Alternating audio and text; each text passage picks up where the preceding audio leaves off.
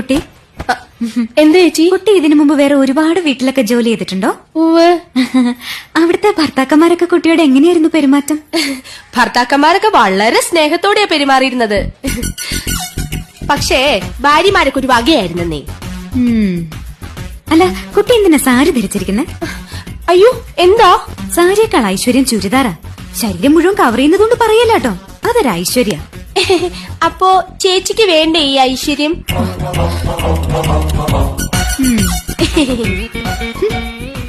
അതെ. എന്താ ചേച്ചി?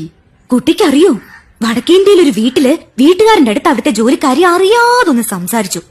എന്തോ വീട്ടുകാര്യം മതിയല്ലോ. അന്ന് രാത്രി കാവില് വിളക്ക് വെക്കാൻ പോയ അവളെ പാമ്പ് കൊത്തി. അതെങ്ങനെ നിനക്ക്